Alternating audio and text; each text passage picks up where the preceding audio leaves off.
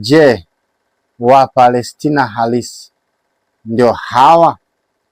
Je, Wapalestina halisi ndio hawa?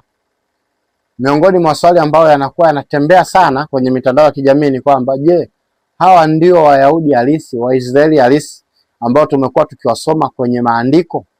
Hawa ndio Waisraeli halisi? Wengi wanasema Waisraeli hawa waliopo leo katika eneo lile, hawa sio halisi, hawa ni Waisraeli wa kule. Wengine wanasema wa kutengeneza, wengine wanasema ni Waisraeli wa mchongo, wengine wanasema hawa ni Waisraeli wa kujifanyisha. Waisraeli halisi wako huko. Sasa hilo swali tulilijibu katika kipindi kilichopita. Kama ulikikosa kile kipindi, nenda kakitazame. Tuliuliza pale, je, hawa ndio wa Israeli halisi? Na tukayaona majibu yake pale, tukayangalia, na kipindi kile kitaendelea tena. Kitaendelea sehemu ya pili, bado tunaendelea kukiandaa, tutakitoa. Lakini leo pia ninakutazamisha kipindi kingine. Je, Wapalestina hawa ndio wale? Je, Wapalestina hawa ni halisi? Ni halisi? Sasa hili ni jambo ambalo sijawahi kuona mtu akiliongelea. Yamkini wanaliongelea, lakini binafsi yangu sijawahi. Kwa ni kwa neema tu na mimi ninaliongelea hapa. Ila naomba kabla sijaanza kuliongea jambo hili, wewe ambaye hujasubscribe channel, naomba usubscribe sasa channel hii na kushare kwa watu wengine wengi, na Mungu atakubariki. Share maarifa haya. Mungu atakubariki sana. Namba zetu nizo unazoziona hapo. Karibu tuwe pamoja. Asante. Kabla hatujaenda mbali, jina la Wafilisti ndio limezaa jina Wapalestina. Jina la Wafilisti ndio limezaa jina la Wapalestina. Tunapoongelea Wafilisti, nafikiri wale wasomaji wa maandiko mtakuwa mnawafahamu vizuri sana. Wafilisti ni wale jamii moja ambayo ilikuwa inawasumbua sana Waisraeli, ikigombaniana nao maeneo kadha wa kadha. Ilikuwa ni taifa lao pinzani sana. Kwa hilo kabila au hilo taifa au hiyo jamii ndio imezaa neno Palestina au Wafilisti, ambao kwa asilimia kubwa walikuwa wanaishi Gaza, walikuwa wanakaa Gaza. Tunaona pale watu kama Goliath, hao wote walikuwa ni Wafilisti hao, ambao hao ndo walizaa ile Palestina. Umeona? Lakini jamii ile ya Wafilisti iliondoshwa karne ya 6 kabla ya Kristo. Tangu karne ya 6 jamii yote ya Wafilisti ilikuwa ishaondoshwa. Kwa tangu karne ya 6 ule Palestina wote walikuwa umeshaondoka. Palestina wote walikuwa umeshaondoka tangu karne ya 6. Na uliondoshwa na nani? Uliondoshwa na Wababeli. Wababeli tunawaita Wakaldayo. Wakaldayo waliwaondosha Wababeli chini ya mfalme Nebukadneza na wafalme wengine. Wakati Babeli inainuka, ilifuta makabila mengi. Yani kuinuka kwa Babeli effect mataifa mengi sana, yalifutwa sana kwa sababu walikuwa anashindana na mataifa mengi, na mataifa mengi sana yalifutwa. Tunakumbuka moja ya moto ambao waliona hao Wayahudi wa taifa la Yuda ni kuchukuliwa utumwani miaka 70. Wale wa Babeli walikuwa hawana mchezo, hawana masiara, hawakuchekei. Na hiyo tu wenyewe walichukuliwa utumwani kwa sababu ya rehema za Mungu, kwamba hakutaka hawa watu wafutwe kama mataifa mengine walikuwa wanafutwa. Kwa hiyo mwisho wa Ufilisti ulikuwa ni serikali ya Babeli. Kwa tangu hapo Wafilisti hawakuwepo, my friend. Ndio maana kipindi cha Agano Jipya ukuti sehemu kuna watu wanaitwa Wafilisti. Umeona? Na hata yale maeneo yao yale ambao walikuwa wanakaa Wafilisti, walikuwa wanakaa jamii moja inaitwa Wasamaria. Katika Agano Jipya unakutana na Wasamaria wanakaa maeneo yale ambayo kupo wanakaa Wafilisti na nini, na jamii nyingine zilikopo zinakaa katika maeneo hayo. Sasa hawa Wapalestina wa leo wametoka wapi? Wakati tunaona Palestina, Wafilisti hasa walishafutwa. Wale Wapalestina tunaowafahamu sisi Wafilisti walikuwa washafutwa. Hawa wa leo wametoka wapi?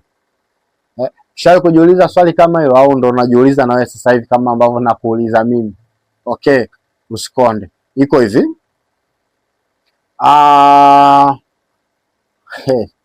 Yaani historia yake inafurahisha kidogo, lakini tunajifunza, si ndio? Kwa wasiojua ni kwamba kipindi kile cha karne ya kwanza, ya pili, ya tatu, serikali ilikuwa inatawala ulimwengu wote, ilikuwa ni serikali ya Roma. Tunaposema ulimwengu wote, ni mataifa yote makubwa unayoyajua wewe katika mabara yote yaliyokuwa yanaishi na watu yalikuwa chini ya dola ya Roma. Sio, unanielewa? Sasa Wayahudi wao hawakuwa wanapenda kukaa chini ya dola ya Roma. Umeona? Wakawa wanatafuta namna yoyote ya kujitoa katika utawala wa Roma, kwa sababu walikuwa wanaona utawala wa Roma unawaonea sana, unawakandamiza sana, unawalipisha makodi ya ajabu. Wanaonewa kiasi ambacho wanaona wanataka kuwa na serikali yao, na maandiko yalisema watampata Masia. Kwa hiyo tunaona walianza chokochoko, baadaye Roma wakaenda wakavunja lile hekalu katika mwaka wa 70. Baadaye wakatulia. Lakini katika mwaka wa 132 tunaona wakampata mtu mmoja akasema yeye ndiye Masia, akajifanya yeye ndiye Kristo, amekuja sasa kuwakomboa Waisraeli na mikono ya serikali ya Roma. Sasa wakati huo sasa, kuna story ndefu tena hapo kidogo, lakini ngoja tunyoke na hii. Wakati huo serikali ya Roma ilikuwa chini ya mfalme mmoja anaitwa Mfalme Adrian, ndio alikuwa anatawala Roma. Yaani yule anaitwa Kaisari Adrian. Umeona, ndio alikuwa anatawala Roma. Sasa baada ya hao Wayahudi kuanza kupambana na Waroma katika lile jimbo lao, na walifanikiwa kweli kulikomboa jimbo lao chini ya mikono ya Roma. Na baadaye wakawa wanafurahia Masia wao, kitendo ambacho kilimkera sana Mfalme Adrian. Akakusanya majeshi wakaenda wakapigana nao, ambapo katika mwaka wa 135 baada ya Kristo, Mfalme Adrian aliwapiga sana Wayahudi waliokuwepo pale katika ile nchi. Baada ya kuwapiga sana Wayahudi, wengi walikufa, walichinjwa kama mbwa. Baadhi yao wakanyanyaswa vibaya mno, wanawake wao wakatendewa matendo ya aibu. Umeona, walionusurika ikabidi wakimbie kujiponya nafsi zao, kwa maana ile ziki ilikuwa ni kubwa. Na baada ya kukimbia, ndo tunaona Wayahudi ndio chanzo cha kukimbia na kutawanyika katika mataifa mengi ulimwenguni. Ndio maana tunaona kama wamepoteza identity yao, wamepoteza asili yao, wanapoteza rangi yao, kwa sababu leo Wayahudi sasa hivi umtambui Myahudi kwa rangi. Myahudi anaweza kawa ni mweusi, anaweza kawa mweupe. Myahudi sasa hivi hatambuliwi kwa rangi. Kwa hiyo ndio ilikuwa chanzo cha Wayahudi kukimbia katika ile nchi yao. Sasa bado ninaendelea kulijibu swali, hawa Wapalestina wametokea wapi? Naendelea kulijibu hilo swali. Baada ya hawa Wayahudi kukimbia, sasa waliobakia, wale waliokamatwa, wakachukuliwa kuwa watumwa wa Roma. Wakaenda wakachukuliwa kuwa watumwa wa Roma na makoloni ya Roma. Kwa wakawa wanateseka katika makoloni ya Roma. Umeona, hao Wayahudi waliobakia. Kwa pale Yerusalemu kulibakia na Wayahudi wachache sana. Kulibaki na Wayahudi wachache sana pale, ambao wao pia walikuwa katika wakati mgumu. Sasa kwa hasira za hawa wa Roma chini ya Mfalme Adrian, alitaka kuwafuta kabisa yaani taifa la Uyahudi lisiwepo kabisa, taifa la Israeli lisiwepo kabisa. Kwa hiyo ili afute kabisa utambulisho wa Israeli katika dunia, alichokifanya huyu Mfalme Adrian, alifanya kitu kimoja cha ajabu sana. Akabadilisha jina lile la Yerusalemu, akaliita jina la Aelea Capitolina. Kama nitakuwa nimelikosea kulitamka, basi nitaliandika hapo kwenye skrini yako. Aelea Capitolina. Umeona, Capitolina, something like that, Capitolina. Nafikiri utakuwa unaliona hapo.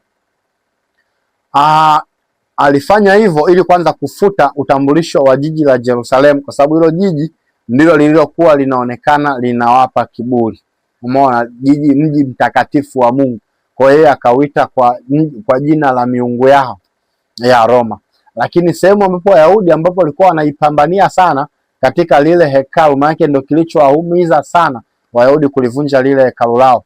Kwa baada ya kuwa na maumivu makali, ndio hata mapinduzi yale kutokana na uvunjifu wa hekalu la mwaka 70, na walikuwa wanatamani kulirudisha.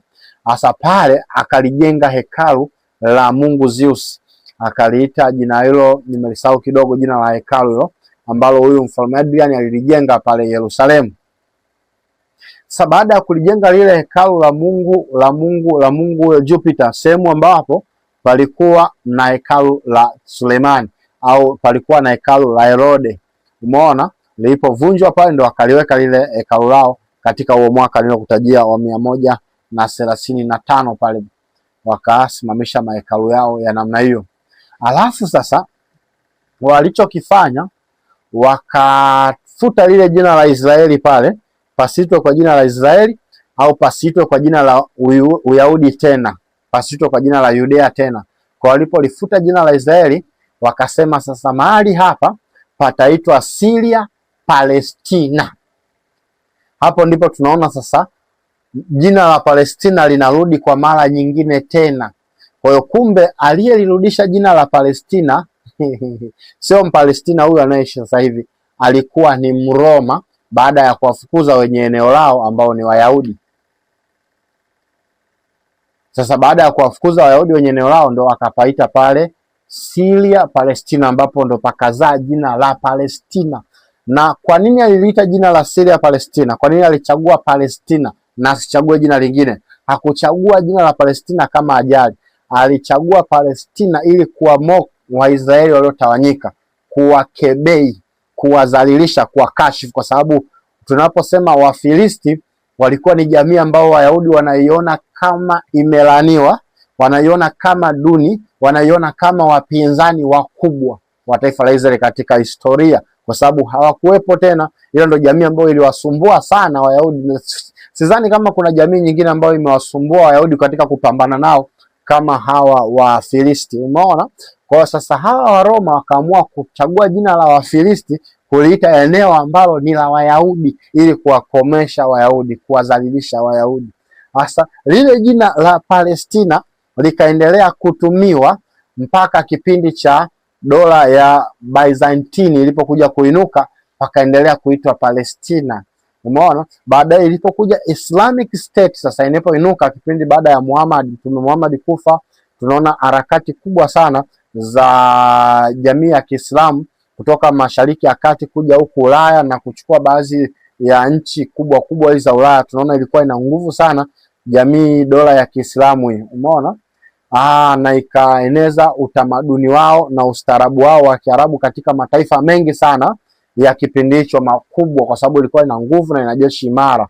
Kwa baadaye wakawashinda wa Byzantine ambao walikuwepo wanamiliki lile mji wa Yerusalemu pale. Baada ya kuwashinda Byzantine, tunaona wakawa wanamiliki wao. Umeona? Sasa mji wa Yerusalemu ndio mji ambao pamoja na kwamba Waroma walijitahidi sana kubadilisha jina kuita kwenye hilo jina lao, lakini bado ulibaki kuitwa Yerusalemu. Yaani ile nguvu ya lile jina la Yerusalemu lilishindwa kuondoka, ila eneo lile la Israeli likaja likafutika likawa linaitwa Palestina. Sasa walipokuja dola ya Kiislamu bado lile eneo lilikuwa linaitwa Palestina, wakaendelea kupatumia kama Palestina. Sasa wale Waarabu waliokuwa wanatoka kule Uarabuni wanasema tunaenda Palestina, kwa sababu ile jina la Israeli lilikuwa lishaondolewa. Tunaenda Palestina. Ndio maana nakwambia wa Palestina wenyewe ambao tunawafahamu Wafilisti sio hawa, umeona? Sasa baadaye ikaja ikaibuka dola inaitwa dola ya Ottoman. Dola ya Ottoman, mfalme Ottoman ilikuja kuwa na nguvu sana, ikakamata baadhi ya nchi za Ulaya pamoja na Mashariki ya Kati. Umeona, baadhi ya nchi za Mashariki ya Kati, dola ya Ottoman, ambapo hiyo ilikamata mpaka mji wa Yerusalemu. Baada ya kukamata ule mji wa Yerusalemu, bado jina ya lile eneo lilikuwa inaitwa Palestina.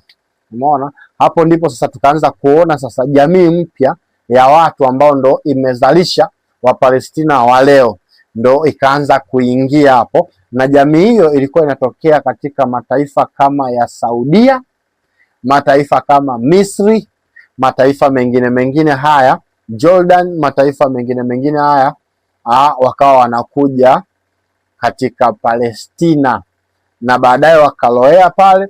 Umeona? Ndio maana ukitazama sana, ukifuatia sana majina ya Wapalestina wengi yanafanania sana na majina ya Wamisri. Kwa sababu gani? Mizizi yao wa Palestina unakuta ni Misri, unakuta ni Saudia, unakuta ni maeneo mengine haya ambayo ya nchi za Kiarabu. Umeona, hao ndio jamii ya Wapalestina, lakini wamekaa pale kwa muda mrefu, kwa karne nyingi, kiasi cha kwamba sasa wanazaliwa watu, wanakufa watu, wanazaliwa watu wakiwa katika lile eneo. Ilipokuja karne ya 19 hiyo, baada ya vita ya kwanza ya dunia, Mwingereza alimshinda Muottoman, yani alishinda ile dola ya Ottoman katika lile eneo la Palestina. Baada ya kuishinda lile dola ya Ottoman, Wayahudi kipindi hicho walikuwa wameshaingia sana. Kipindi cha dola ya Ottoman, Wayahudi wakopo aliwaruhusu kwa Ottoman kuingia katika ile Palestina. Kwa baadhi ya Wayahudi walikuwa pale na hakukuwa na ushindani, kwa sababu ile eneo Wayahudi walienda kama wageni, hapakuwa pao tena, kwa sababu sasa wenye eneo si wapo, si wanaishi, na wale Wayahudi ilikuwa ni jamii duni sana ambayo inanyanyaswa katika mataifa mengi. Kwa hiyo walikuwa wameishi kama watu duni. Umeona? Baadaye sasa ndipo akaona hapana, na sisi tuna kwetu. Na sisi tuna kwetu, kwa sababu kila eneo duniani sio lao. Hakuna eneo ambayo au ardhi ambayo wataita ni nyumbani. Umeona? Kwa hiyo katika miaka yote, karne zote, tangu kipindi kile cha Roma, hawa watu ni wanateseka tu. Hakuna eneo ambalo wanaliita nyumbani. Ijapokuwa sasa hawa watu ni jamii moja ya ajabu sana. Ijapokuwa wanazaliwa utumwani, wanazaliwa kwenye mataifa huko, lakini bado wanafundisha vizazi na vizazi kwamba nyumbani kwetu kupo, nyumbani kwetu kupo, nyumbani kwetu kupo. Umeona? Wakaamua sasa turudi nyumbani. Umeona? Baada ya kuamua kurudi nyumbani, wakaanza kuingia sasa hiyo Palestina. Sasa walipokuwa wanaingia hiyo Palestina, ndipo sasa ili neno Palestina likapatia nguvu pale. Kwa sababu gani lilipata nguvu? Baada sasa ya hawa watu kwa wanajitambulia, sisi ni Wayahudi, sisi ni Wapalestina, sisi ni Wayahudi, sisi ni Wapalestina. Basi jina la Palestina likaanza sasa pale, ndio watu wakaanza sisi ni Wapalestina. Ni mtu kujiita Mpalestina lilianza rasmi kwenye karne ya 19, lakini kipindi cha dola ya Kiislamu, kipindi cha dola ya Ottoman, hawakuwa wanajiita Wapalestina. Umeona? Ila kujiita Upalestina walijiita baada ya ushindani baada ya ushindani, na sasa wanashindania lile eneo ambalo ndo Palestina lenyewe. Kwa wanasema sisi ndo wenye eneo hili, sisi ndo wa Palestina, sisi ndo watu wenye eneo hili. Kwa wanaposema sisi ni wa Palestina, wanamaanisha sisi ndo wenye ardhi hii. Kwa Palestina baadaye kaja ikawa kama wenye ardhi, yani ikawa kama watu wenye ardhi. Umeona? Kwa tafsiri za baadaye, ndio maana unakuta neno Palestina kwa baadhi ya watu wengine wanasema wenye ardhi. Umeona? Watu wengine wanatafsiri kama wenye ardhi. Kwa sababu gani? Lilikuwa linachukuliwa kwamba mimi ni Mpalestina, ni mimi ndio mmiliki wa ardhi hii. Umenielewa? Kwa hiyo ndio neno Palestina likawa linaendelea, kwa watu wakawa proud kujiita mimi ni Mpalestina kwa sababu ndiye mmiliki halali wa hili eneo. Umeona? Na huyo akasema bwana, sisi ni Wayahudi wenye eneo. Hapana, sisi ndio wenye eneo hili la Palestina. Kwa wale wakopo wataki kujua kama ile eneo liliwahi kuitwa Israeli, ila wanasema sisi ni wa Palestina kwa sababu hii ndio eneo letu. Umeona? Kwa hiyo Wayahudi nao wakasema hatutakubali, hapa ni nyumbani. Lakini tunaona baadaye sasa, baada ya vita ya kwanza dunia waliuliwa zaidi ya milioni 6 na Adolf Hitler pale. Umoja wa Mataifa ukakaa ukaona hapana, watu wapewe eneo lao. Basi kale kajimbo ambako walikamegewa, ambako wanatawaliwa chini ya dola ya Kiingereza, basi wakasema hawa watakuwa huru, watakuwa taifa. Kwa baada ya kutangaza Israeli kuwa taifa, tunaona jamii hii ya Kipalestina sasa walikasirika sana, ambapo tunaona wakaungana na mataifa kama Misri, wakaungana na mataifa mengine ya Kiarabu kama 5 kwenda kupambana na Israeli siku ya uhuru, ambao wanatangaza kwamba sisi leo tunapata uhuru. Ndipo vita ikatokea, na baada ya vita hiyo ilikuwa na lengo la kuwafuta kabisa, sababu walikuwa ni wachache Wayahudi, alafu ndo siku wanapata uhuru. Kwa hiyo inamaanisha hata kijeshi hawajaimarika vizuri, kwa hiyo wakataka kwenda kuwafuta. Just imagine mataifa 5. Lakini kilichokuja kutokea ni historia, ni kwamba walipigwa wao na Wayahudi. Baada ya kuona watu kumbe ndivyo walivyo, na wao wakaamua kuyachukua yale maeneo mengine ambao walikuwa wanayakalia wa Palestina. Baada ya kuwashinda wakatanua mpaka. Umeona? Kwa tangu wakati huo mpaka sasa ni mgogoro zidi ya mgogoro, na hicho ndicho chanzo hasa cha mgogoro wa Israeli na Palestina. Umeona? Jina langu linaitwa Mwalimu Vincent Mwakisyala. Hii ni Hazina ya Kanisa. Kama hujasubscribe channel, nikuombe usubscribe, lakini share kwa watu wengine wengi, na Mungu atakubariki. Namba zetu ni kama unavyoziona hapo. Ukitaka kushiriki kuwa sehemu ya huduma hii, basi unaweza ukatuchangia kwa mchango wako, sadaka yako yoyote ile ambayo Mungu anakugusa, na Mungu atakubariki sana. Tukutane wakati ujao.